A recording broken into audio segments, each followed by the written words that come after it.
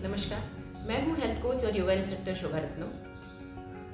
आज मैं आप लोगों को बताने आई हूँ कि क्रॉनिक किडनी डिजीज़ क्या होता है और इससे हम बच सकते हैं या नहीं बच सकते हैं। क्रॉनिक किडनी डिजीज़ जो है वो हमारे किडनी को इफेक्ट करता है। पहले तो हम ये जानें कि हमारा किडनी काम क्या करता है। जो भी हमारा ब्लड है उसके अंदर जितनी भी अपशिष्ट चीज़ें हैं यानी कि अनवांटेड चीज़ें हैं उनको निकाल देता है और प्योर ब्लड को हमारे शरीर के अंदर वापस भेजता है।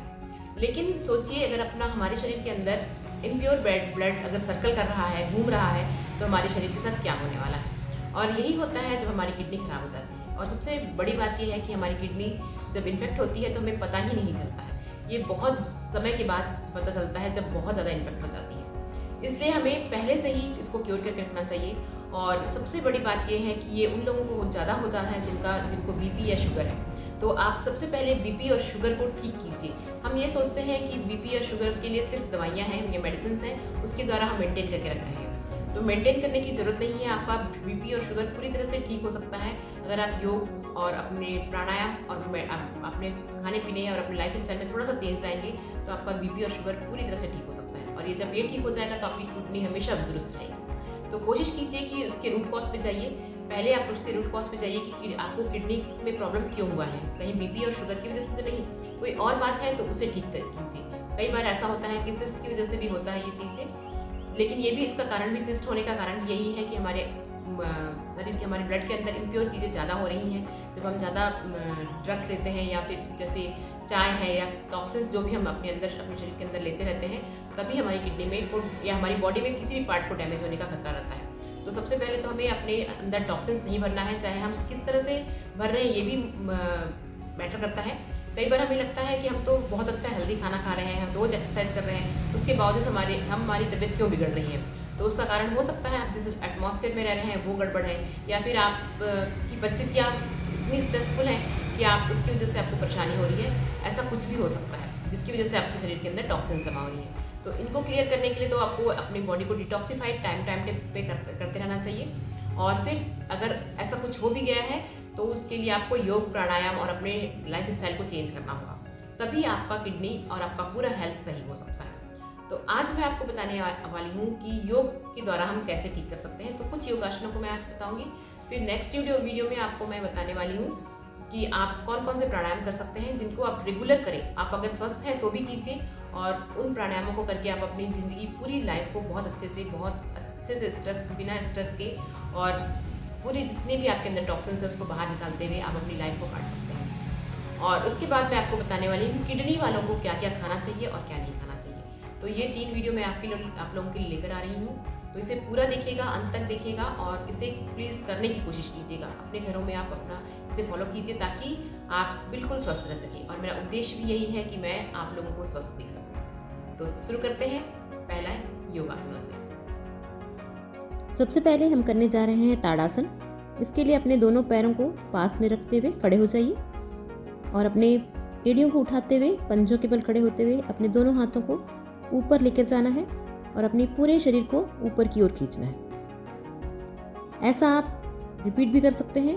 एक बार करने के बाद 3 से 5 बार या 10 बार तक कर सकते हैं, जितनी आपकी बॉडी की कैपेसिटी है। उसके बाद हम करेंगे अर्धचंद्रासन। इसके लिए अपने दोनों पैरों को थोड़ा सा फैलाकर खड़े हो जाइए और अपने एक हाथ को अपने कान से लगाते हुए दूसरी तरफ झुकना है और धीरे धीरे वापस आना है। यही क्रिया आपको दूसरी तरफ भी करनी है। अपने हाथ को कान से लगाइए और अपोजिट साइड झुकना है और धीरे धीरे वापस आएंगे। आप इसे भी दोहरा सकते हैं। जितनी आपकी बॉडी की कैपेसिटी है उसके हिसाब से आप 3, 4, 5, 10 तक लेकर जाइए। लेकिन आपको ध्यान रखना है कि आपको बहुत आराम से करना है, ज़रा भी अपनी बॉडी में जर्क नहीं देना है। योगासन जो है अहिंसात्मक होते हैं। इसका मतलब है कि आपकी बॉडी को जर्क नहीं देना है, बहुत आराम से करना है ताकि आपकी बॉडी को समझ में आए कि आप कर क्या रहे हैं।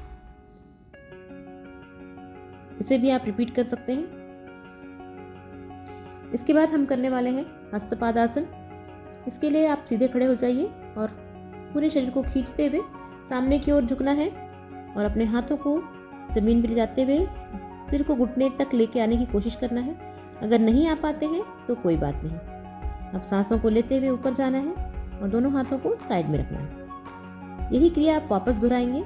अपने हाथों को ऊपर ले जाएंगे और सांस छोड़ते हुए नीचे की ओर आएंगे। अगर आप नहीं आ सकते हैं ज़मीन तक तो कोई बात नहीं, जहाँ तक आ सकते हैं वहाँ तक कीजिए, लेकिन करना ज़रूर है। जितना नीचे आ सकते हैं उतना आइए। अगर नीचे तक जा सकते हैं तो बहुत अच्छी बात है, अगर नहीं जा सकते हैं तो कोई बात नहीं। अब सांस को लेते हुए ऊपर की ओर आएंगे। अब जब प्रतिदिन अभ्यास करेंगे तो आपकी बॉडी में फ्लेक्सिबिलिटी बढ़ेगी और आप धीरे धीरे आगे की ओर ही बढ़ते जाएंगे। अब हम करने वाले हैं हस्तपादासन। इसके लिए आप जमीन पर बैठ जाइए। दंडासन की स्थिति में अपने शरीर को 90 डिग्री पे रखना है, पैरों को और हाथ बॉडी को, और अपने हाथों को ऊपर की ओर खींचते हुए सामने की ओर झुकना है। अपने अंगूठों को पकड़िए, कोहनियों को नीचे लेकर आइए, सांस छोड़ते हुए सिर को नीचे लेकर आइए घुटनों की तरफ, और धीरे धीरे वापस आएंगे। इसे भी आप रिपीट कर सकते हैं, और ज़रूरी नहीं है कि आपका हाथ आपके पैरों तक पहुँचे या आपका सिर घुटनों तक पहुँचे। जहाँ तक आपका सिर पहुँचता है वहाँ तक कीजिए। सांसों को आगे छोड़ते हुए आगे की ओर जाना है और सांस को लेते हुए ऊपर की ओर आना है। इस चीज़ का ख्याल रखिए। इसे भी आप रिपीट कर सकते हैं। शुरू में 1-2 बार ही कीजिए, धीरे धीरे आप इसकी संख्या बढ़ाते हुए ज़्यादा बार कर सकते हैं। जब आप रोज करते रहेंगे तो आपके शरीर में फ़र्क महसूस होगा और आपको समझ में आएगा कि आपके ऊपर योगासनों का क्या फ़र्क आ रहा है। आप खुद को बहुत ज़्यादा एनर्जेटिक फील करेंगे और आपको अच्छा लगने लगेगा। इसके बाद हम करने वाले हैं भद्रासन। इसके लिए अपने दोनों पंजों को जोड़ लीजिए और अपने हाथों से पकड़ते हुए पैरों को जोर जोर से हिलाएंगे। अगर आप स्पीड से हिला सकते हैं तो हिला लीजिए पैरों को, नहीं तो आप आराम से अप डाउन कर सकते हैं। ये बटरफ्लाई है। इससे आपका पेल्विक जो है वो फ्लेक्सिबल होगा और आपका डायबिटीज़ कम होगा, आपकी पैनक्रियाज अच्छी होगी, एक्टिव हो जाएगी। जब आपका शुगर और बीपी कंट्रोल होगा तो धीरे धीरे आपका किडनी भी मैनेज होता जाएगा। इसके बाद हम करने वाले हैं मंडूकासन, जो कि डायबिटीज़ के लिए बहुत ज़्यादा अच्छा है। वज्रासन की स्थिति में बैठेंगे, अपने दोनों पैरों को पीछे की ओर मोड़ते हुए और अपने दोनों हाथों की मुट्ठी बनाते हुए अपने पेट के पास रखेंगे और सांस को छोड़ते हुए आगे की ओर झुकना है। अपनी ठुड्डी को नीचे की ओर लाना है और नॉर्मल ब्रीदिंग रखेंगे, और जब हम सांस छोड़ लेते हुए अब ऊपर की ओर आएंगे। इसे भी हम 2 या 3 बार रिपीट कर सकते हैं। सांस छोड़ते हुए आगे की ओर झुकना है और फिर सांस लेते हुए धीरे धीरे ऊपर की ओर आएंगे।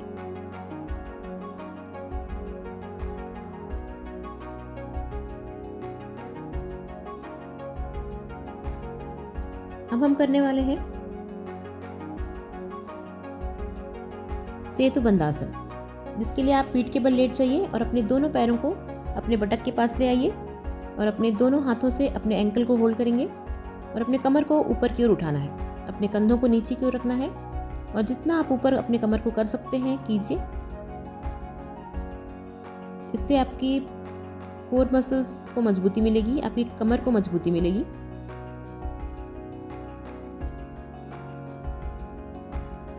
जिससे आपकी बॉडी मजबूत होगी और आपका किडनी भी मजबूत होगा।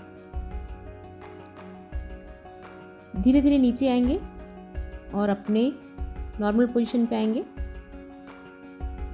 और इसके बाद हम करने वाले हैं अर्ध मत्स्येंद्रासन। ये भी लीवर के लिए और शुगर के लिए बहुत ही बेहतरीन आसन है। हर आसन बहुत सारी बीमारियों के लिए अच्छा होता है, इसलिए कोशिश कीजिए कि आप हर आसन को कीजिए। ऐसा नहीं है कि ये सिर्फ किडनी वालों के लिए है या सिर्फ बीपी वालों के लिए है। सभी आसनों को आप कोशिश कीजिए कि करें, लेकिन अच्छा होगा कि किसी अच्छे निर्देशक के उपस्थिति में करेंगे तो ज़्यादा बेनिफिशियल रहेगा। आपकी छोटी छोटी गलतियों को आपका निर्देशक समझेगा और आपको सुधार करेगा। तो अच्छा होगा कि आप पहले सीख लें फिर करें। और ये अर्ध मत्स्येंद्रासन है, जिसके लिए आप एक पैर को दूसरे पैर से क्रॉस करते हुए बैठेंगे और उसके जो पैर को आपने क्रॉस किया है उसको ऑपोजिट हैंड से क्रॉस किए हुए पैर को पकड़ना है और दूसरे हाथ को अपने कमर के पीछे लेके जाना है और पीछे की ओर देखना है। मैं फिर से एक बार रिपीट कर देती हूँ कि इसे कैसे करना है। अपने पैरों को फैलाकर बैठिए और उसके बाद लेफ्ट लेग को राइट लेग के ऊपर से क्रॉस कीजिए, घुटने के ऊपर से, और राइट लेग को अपने लेफ्ट हैंड से पकड़ेंगे और पीछे की ओर देखेंगे। अगर आपका हाथ पूरी तरह से नहीं मुड़ता है तो उसके लिए परेशान होने की ज़रूरत नहीं है। आप उसे एक दूसरे वेरिएशन में कर सकते हैं। आपको हाथ को घुटने से क्रॉस करने की ज़रूरत नहीं है। अपने घुटने को अपने हाथ के अंदर रखते हुए, अपने हथेली को कंधे के ऊपर रखते हुए पीछे की ओर मुड़कर देख सकते हैं। ऐसा करने पर भी उतना ही इफेक्ट आने वाला है। लेकिन जब आप जो पहला वेरिएशन है उसे करते हैं तो आपकी कमर में ज़्यादा ट्विस्ट आएगा। इससे आपके पैनक्रियाज में और आपकी किडनी पे इफेक्ट ज़्यादा होगा। लेकिन आप नहीं कर सकते हैं तो पहले आप आसान सा ये वाला वर्जन कर सकते हैं। अब हम करने जा रहे हैं पेट के बल करने वाले आसन। इसके लिए आप पेट के बल लेट जाइए और अपने दोनों हाथों को अपने कंधे के बगल में या चेस्ट के बगल में रखिए और सांस लेते हुए ऊपर की ओर उठिए।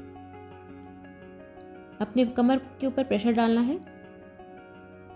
ये किडनी के लिए बहुत बेहतरीन आसन होगा, भुजंगासन। इसके बाद सांस छोड़ते हुए नीचे की ओर आएंगे। इस आसन को भी आप रिपीट कर सकते हैं।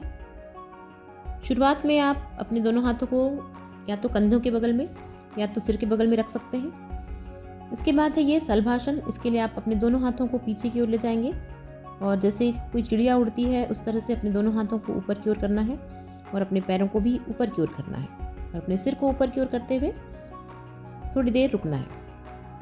अब हम कर रहे हैं नौकासन। इसके लिए अपने दोनों पैरों को फोल्ड करते हुए अपने दोनों हाथों से पकड़ेंगे और ऊपर की ओर पैरों को उठाना है। आप जब ये आसनों को करेंगे तो समझ में आएगा कि आपकी कमर पे प्रेशर पड़ रहा है, जो कि आपकी किडनी के लिए बहुत बेहतरीन होगा। जब आप थक जाएं तो थोड़ा सा रेस्ट कीजिए। बहुत स्पीड से आपको नहीं करना है, आराम आराम से ही करना है। इसके बाद आपको वज्रासन में बैठना है चाइल्ड पोज के लिए।